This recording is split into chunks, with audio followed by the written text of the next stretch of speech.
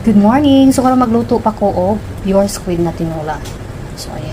Lagay na natin tong ating sibuyas dahon, kamatis, and onion.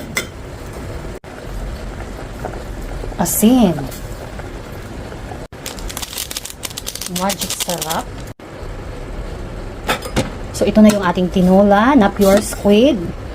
Tapos, lagyan ko siya ng malunggay. Fresh ang atong malunggay. As in. So, mayroon itong kamatis, onion, and yung sibuyas dahon. So, ito na. Timplahan na lang natin yung ating sabaw. Kung okay na ba yung kanyang lasa.